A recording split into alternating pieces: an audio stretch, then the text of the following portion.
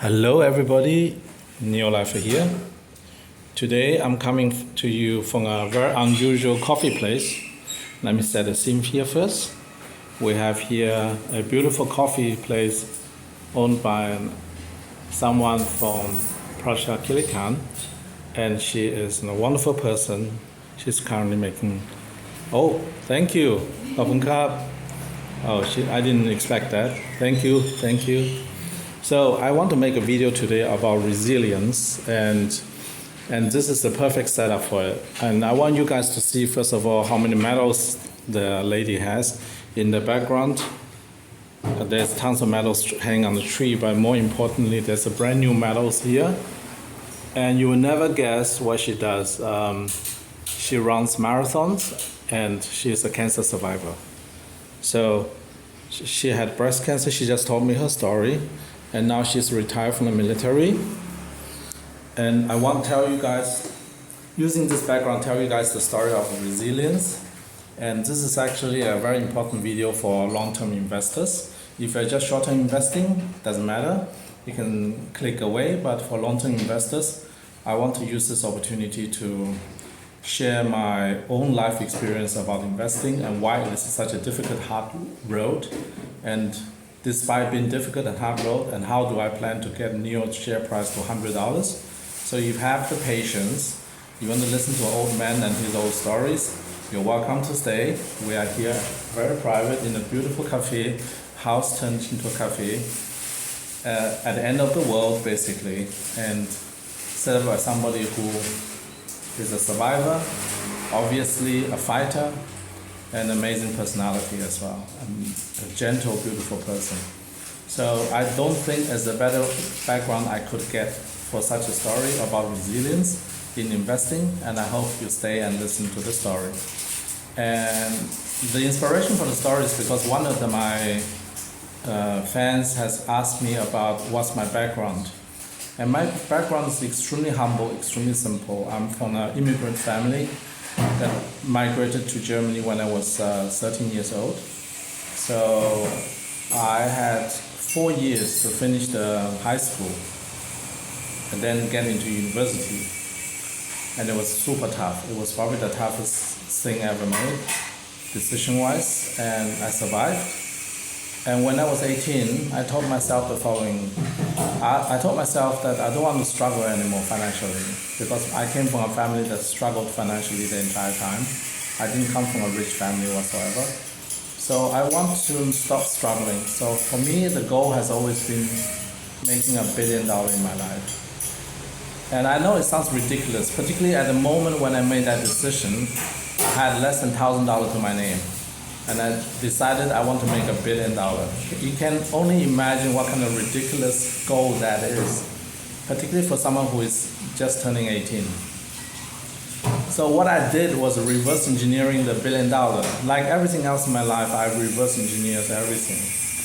So this video will help you to understand how do I get to where I am and where I plan to go. I simply reverse engineer everything in life and look at the shortcuts that you can take to get to the goal that you want to go. And maybe this is helpful for the younger generation, maybe not, I don't know. Worst case scenario, only one person in the world will watch this video. You can imagine who that is. Otherwise, everyone's welcome. So my reverse engineering is very simple. At the age of 18, I told myself I want to have $1 billion one day. First of all, I need to see how old are the most billionaires in the world. At least I was reasonable enough to think that I wouldn't want to be the billionaire at the age of 25 or something, because I didn't know anyone who was a billionaire at the age of 25. So I look at the age first. So most billionaires on the Forbes list, back then there was no internet. Most of the Forbes billionaires are 80, 70, at least 65 or something. So I know I have a lot of time. That's the first thing. Second is I look at the educational background of those billionaires. What do they do actually? So either they inherit the money, or they marry into money, which is the case for most women on the list, or they invest the money and become rich, or they are entrepreneurs. So I only have two paths available to me, either as an entrepreneur or as an investor, if I want to make $1 billion. And I evaluate my own abilities, and I realize I'm very bad with people. And because I'm very bad with people, I have a very low emotional intelligence. I still self-assign extremely low emotional intelligence. This is something I don't talk often about it, but I will be the first person in the world to admit to everybody that I have low emotional intelligence. Maybe other people have low emotional intelligence too, but they are not self-aware. But I am absolutely self-aware that I have very low emotional intelligence. And therefore, I cannot rely on my emotional intelligence to manage people, therefore be successful, be an entrepreneur. Therefore, the only path left is investing. Let me take a sip of the drink before the coffee gets overwhelmed by insects.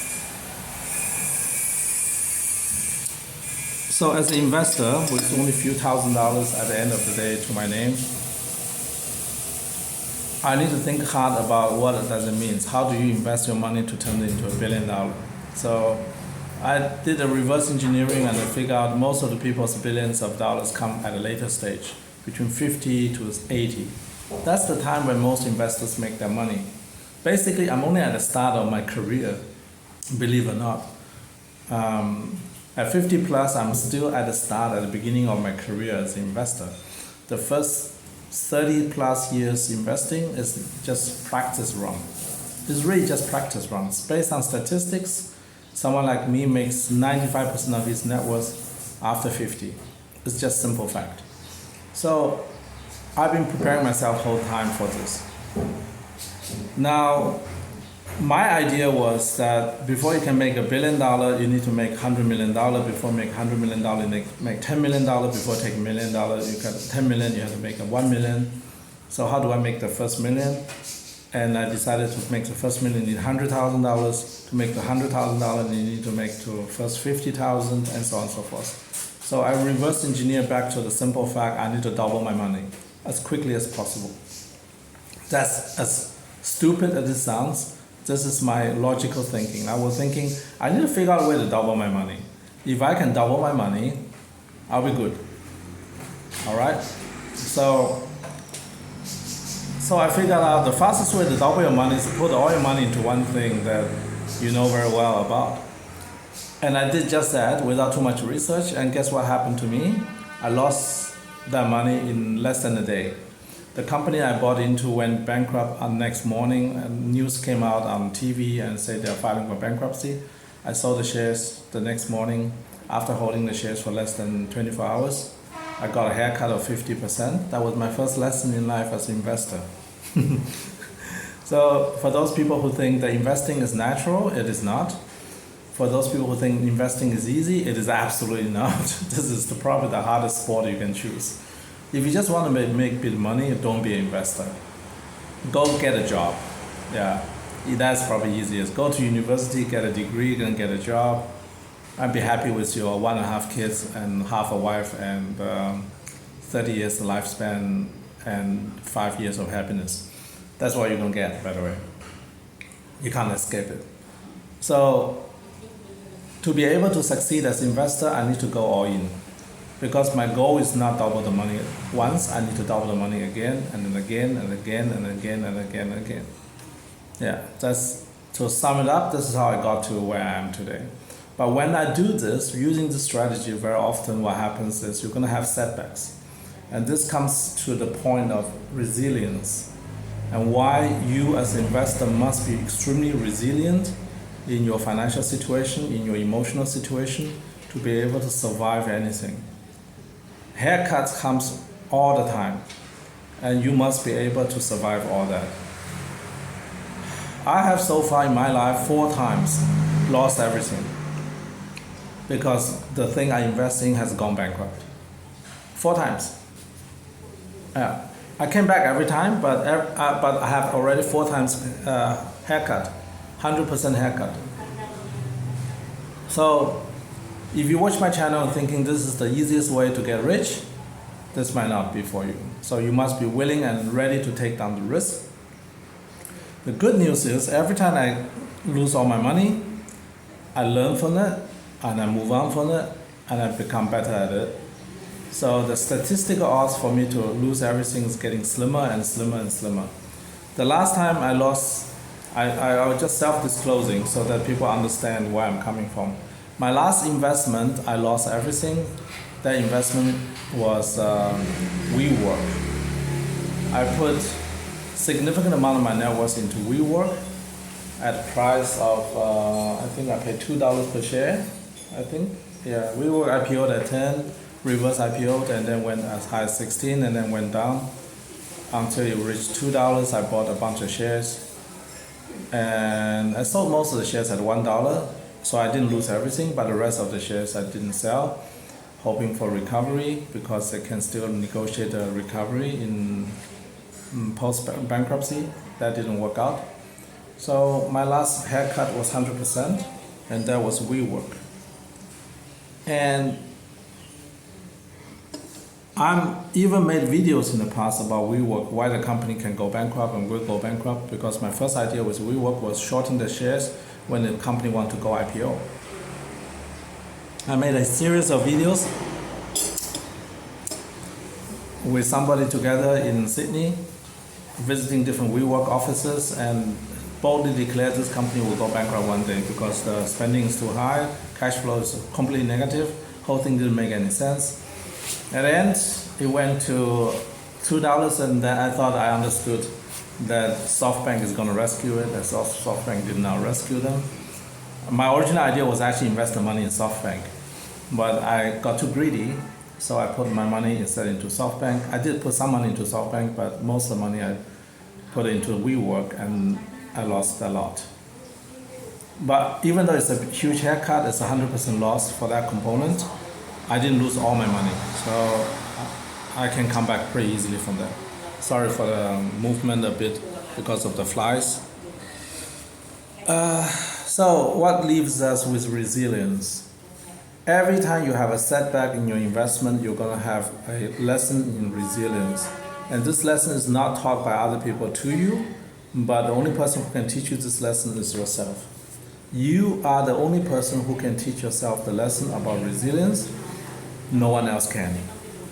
By watching my video, you will not get more resilient. You just watch me getting more resilient, because by talking about my resilience, I'm improving my chance of being resilient against the next drawbacks. And I make those videos also for myself. So when I watch myself, I remembered what I did in my life, and that putting all my money into NIO is not the worst thing in my life. I have done other things that's way worse decisions than this, and I still survive. I'm still here. So therefore, I want you to take this video as a reference, and inspiration from the medals as a reference, that anybody can come back from setbacks, okay? You can come back from setbacks. You just need to be resilient. Being resilient is incredibly important, and just few days in Thailand, I've met quite a few people, highly interesting people, and one thing they have all in common is they all have certain setbacks.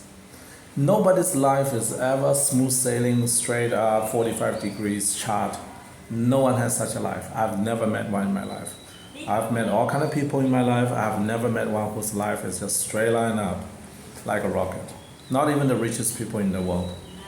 I used to invest together with James Packer in Crown Resorts, and I met him before as well. I wouldn't call him a friend, but I have talked to him before. And I tell you sincerely, if someone like James Packer doesn't have a straight line up life, nobody can.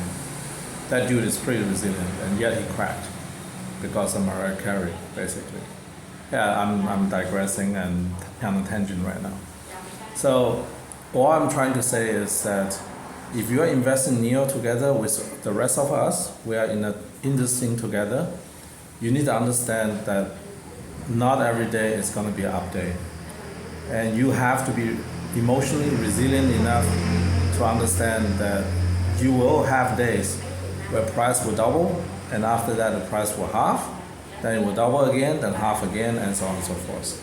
So you need to know for yourself where is your exit point. $100 per share is a guideline. It's not a must. You don't have to wait until $100 to sell, but it is a pretty good guideline. I don't say those numbers out loud easily. So But still, until we get to that number, there are a lot of distractors, a lot of obstacles, a lot of problems along the way. You must be able to survive them all. And just remember, if you want to know who are on your side, all you have to do is wait for problems to happen. When you have obstacles, you have problems, you have difficulties in life, who is still standing by your side? Those people who are still on your side when you are having trouble. They are your real friends, they are your real supporters. And you'll be surprised some people what kind of lack of support you will receive from the people you think you should you should get the support from. You'll be very surprised. So I really hope this video sheds some colors on resilience as an investor. And the last thing I can depart, wisdom-wise, I can depart with is this: to be happy in life, you actually don't need a lot of money. Also, the fact that you're watching my channel, having a roof over your head, have fast-speed internet, and living in a well-off country makes you already the top 10% of the global population. So you shouldn't have too much to complain about. You have clean water to drink, clean air to breathe, a nice house to live in, and you have people who are around you who care for you. That is very often all people want in life, and you already have it. So you remember, on top of all the investment success you want to have, your life is already pretty good. Just like my life is already pretty good. I don't really need $1 billion to be happy. I'm just playing this video game to win the game. That's it.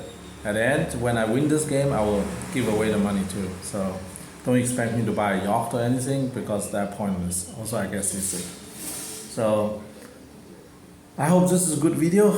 It doesn't have a lot to do with NIO's fundamentals. Oh, one last thing is I'm gonna upload some of the videos I made in China when I first arrived, because I was prevented from accessing the normal internet. I couldn't upload those videos. I'm gonna upload some of the videos. So if you see me back again in China doing things, and it doesn't make any sense chronologically, it's because this was shot almost a month ago. Alright, I just want to release the video to give people an idea what it feels like arriving in China with zero preparation. I literally have zero preparation when I arrived, and how it feels like as a stranger in a strange land, and see for yourself if you can handle it, if you can survive it. I'm going to release a series of videos, interesting ones, where I visit the first NIO house, where I opened the first, participated in opening of a NIO swap station, and those videos. So, and how I deal with the disorientation of a brand new city in a brand new environment. Yeah, maybe they're helpful, maybe they're not. You decide. You decide what to watch, what not to watch. Okay? Thank you very much for watching me today. Thanks for the support. Please like and subscribe so that we can grow this channel. And see you in the next one. Bye bye.